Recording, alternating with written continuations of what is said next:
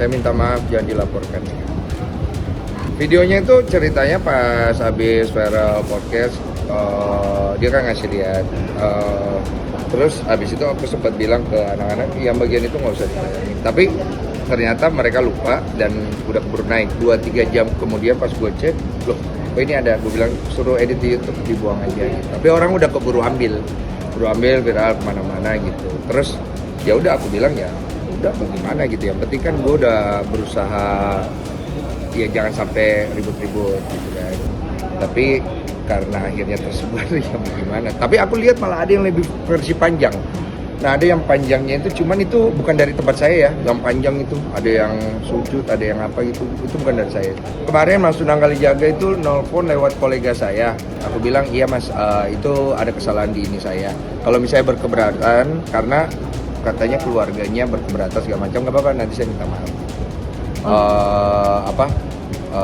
Kalau misalnya maunya gimana nanti kabarin. Nah saya baru dikabarin, kata saya disuruh ke tempatnya mereka untuk minta maaf.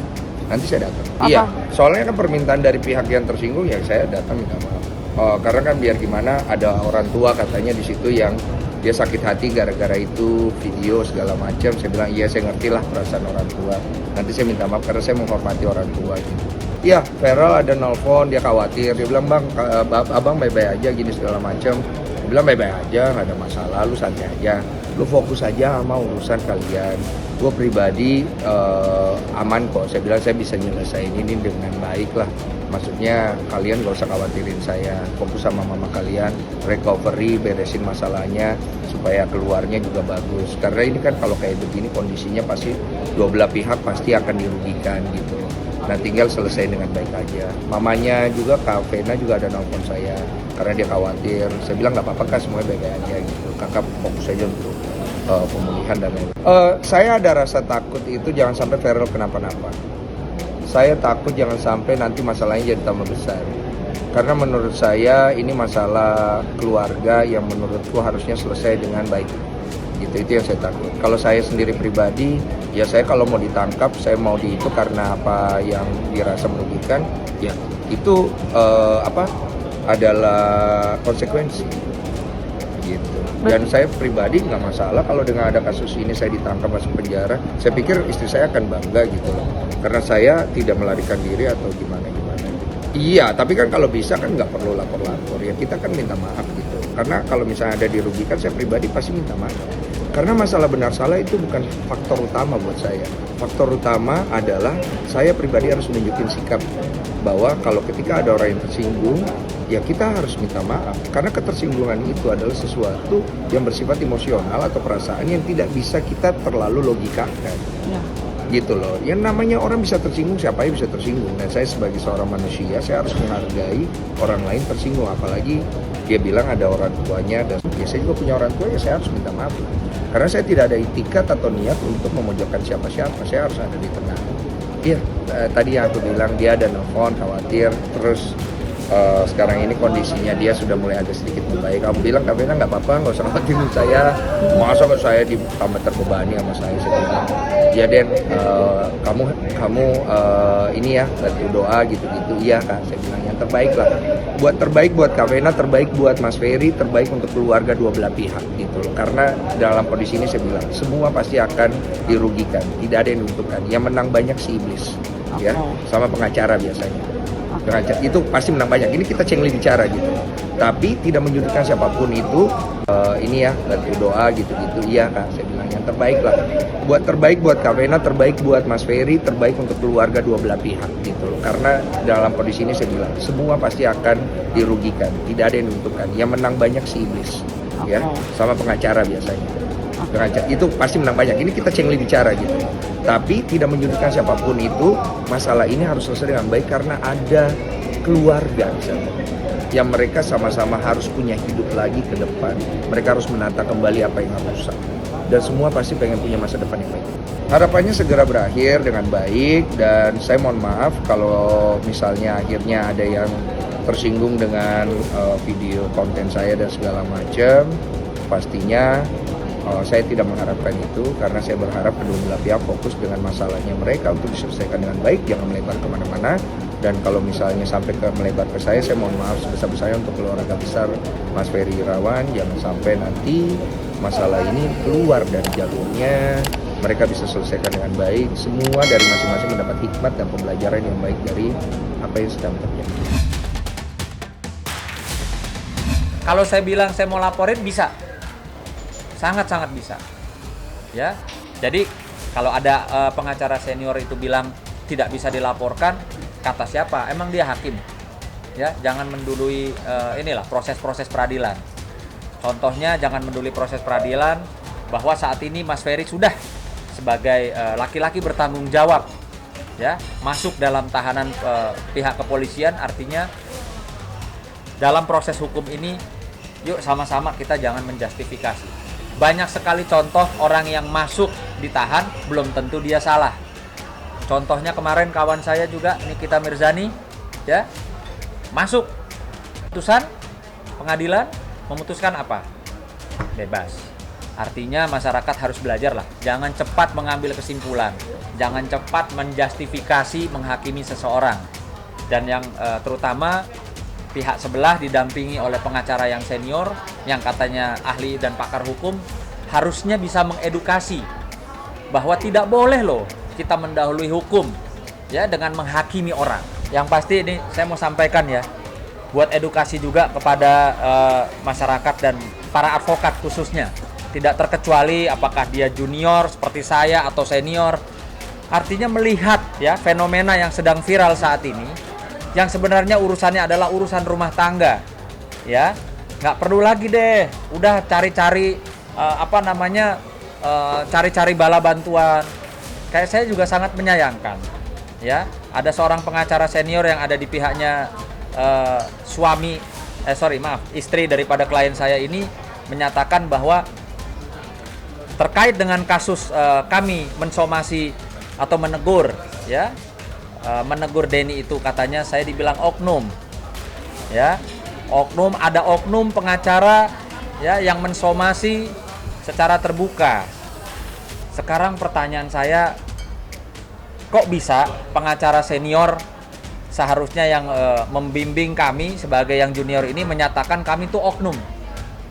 Apa yang saya lakukan, apa yang saya sama Bang Nahak lakukan itu adalah diatur dalam undang-undang advokat, yaitu mensomasi, ya, mensomasi seseorang, menegur seseorang ketika atau dianggap, ya, sudah menjadi satu persoalan kepada klien kami. Kami melakukan itu loh, melakukan tugas sebagai advokat. Kenapa dibilang kami ini oknum? Oknum berarti saya sama Bang Nahak dibilang oknum sama pengacara senior itu. Kenapa kami dibilang oknum? Ya, yang pasti kami keberatan dibilang oknum karena saya dan Bang Nahak tidak pernah, ya, menjadi pelaku KDRT atau dilaporkan KDRT oleh siapapun, ya. Yang pasti kami keberatan dibilang oknum karena sampai saat ini, ya, jelas kartu izin advokat kami itu dikeluarkan oleh organisasi Kongres Advokat Indonesia, ya, artinya jelas legalitas kami, sehingga kami sangat keberatan kalau dibilang kami ini oknum. Kami tidak pernah dipecat oleh organisasi manapun, terutama di tempat kami memiliki atau memegang kartu izin praktek sebagai seorang advokat, ya. Jadi itu perlu saya sampaikan bahwa sudah, jangan lagi menawarkan jasa-jasa, dibilang udah jangan takut disomasi sama para oknum-oknum junior, ya kan, nanti saya dampingi secara gratis. Nggak perlu begitulah, ya. Kalau mau pansos atau mau cari panggung, nggak perlu begitu caranya. Orang keluarga dari siang, ya, itu kan kalau nggak salah si pengacara senior itu bikin video malam hari, ya, padahal dia nggak tahu kalau siangnya Denny Sumargo sudah menghubungi saya dan sudah mengklarifikasi, sudah meminta maaf, dan saya setelah selesai menutup telepon dengan Denny Sumargo, saya menghubungi pihak keluarga, ya, keluarga dari beberapa kakak beradik langsung merespon, ya sudah, kita maafkan, tapi juga mereka harus berembuk kan, ya, kepada keluarga besar. Artinya sudah boleh dibilang tidak ada persoalan. Ngapain lagi nawar-nawarin jasa? Mau ngapain? Mau ini apa istilahnya, mau memperkeruh suasana atau membuat gaduh? Jangan begitulah, contohkan kepada kami gitu loh. Yang junior ini contohkan kepada kami bagaimana penyelesaian perkara itu, terutama persoalan kasus-kasus keluarga itu bisa duduk bersama, ya, bisa selesai bersama dengan baik. Ingat, biar bagaimana ini masih keluarga, belum ada putusan hukum, belum ada putusan cerai. Jadi saya memohon, ya, saya meminta kepada masyarakat dan senior saya untuk tidak lagi ikut campur atau memperkeruh suasana dengan bahasa-bahasa atau opini-opini yang dibentuk. Kalau saya berpikir sih tidak perlu lah, tidak perlu untuk mengambil atau memperkeruh suasana lagi. Walaupun kalau ngomong bisa, lapor bisa. Kita objektif secara hukum atau gimana Bang? Bisa? Ya, jadi Dari sisi hukum ya? Dari sisi hukumnya, ketika video itu di-share dan yang merasa dirugikan itu kan Mas Ferry Dan keluarga. dan keluarga, dan yang sehingga boleh bisa melakukan laporan polisi karena udah pasti melanggar undang-undang. Makanya dari situ ini kan karena kesepakatan keluarga saja. Saya kembali lagi bahwa kalau bicara hukum kita tidak boleh mendahului proses peradilan, ya. Jadi kalau kita bilang kita laporkan bisa saja, dan itu kan berproses. Karena di sini ada yang dirugikan itu, karena tidak ada Mas Ferry itu menyuruh untuk di-share, Iya. menyampaikan kepada publik. Betul. Ini kan video dia sendiri, secara privat dia berikan kepada keluarganya untuk permohonan maaf secara privat.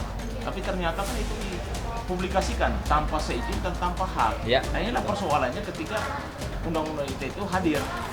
Makanya saya hanya minta supaya pihak-pihak yang tidak terkait dalam urusan ini, apalagi tidak punya kapasitas, bukan keluarga atau kuasa hukum, supaya jangan ikut-ikut memperkeruh suasana ini. Dan keluarga dengan legowo sudah memaafkan, ya, baik dari anaknya Mbak Vena maupun dari Pak DS ya. Ya, Pak DS. Artinya urusan sudah selesai. Tidak ada lagi nanti masuk ada pihak yang menyatakan bahwa oh ini seperti ini dan ini. Tidak. Keluarga menyatakan bahwa tidak akan mengambil langkah upaya hukum baik pidana maupun perdata terhadap urusan karena urusan sudah selesai. Kami sebagai kuasa hukum keluarga juga udah pasti mengikuti apa yang menjadi keputusan daripada keluarga. Jadi jangan pernah menjustifikasi orang dan jangan pernah mendahului proses peradilan. Karena kami kalau memang mengambil langkah hukum, udah pasti kami sudah tahu bahwa ini ranahnya tuh ranah pidana undang-undang ITE. Kemarin ini saya memang minta izin sama Mas Denny.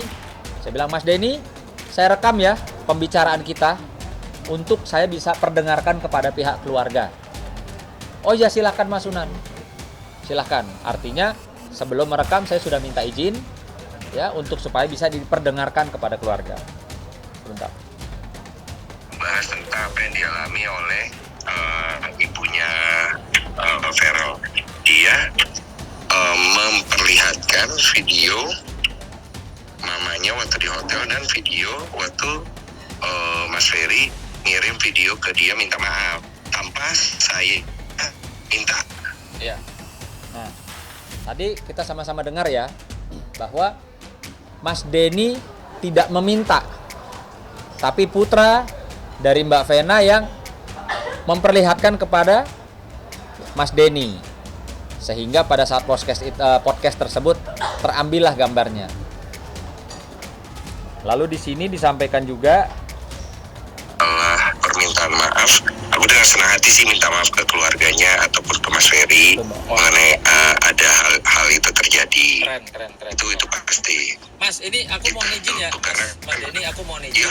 Aku sambil nyetir, aku sendiri dalam mobil, aku sambil nyetir dan percakapan kita ini aku rekam untuk aku sampaikan ke keluarga bahwa ada itikat dari Mas Denny gitu supaya tidak melebar kemana-mana, Mas. Gitu. Ya, jadi kalau yang tadi gimana? yang tadi udah direkam.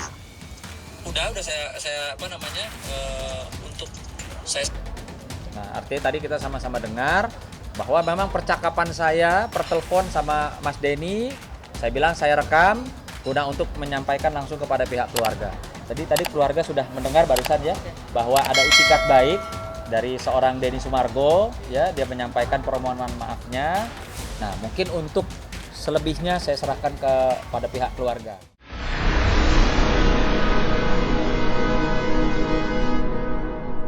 Jadi jangan lupa untuk subscribe Cumi Cumi. Ditekan ya tombol lonceng merahnya.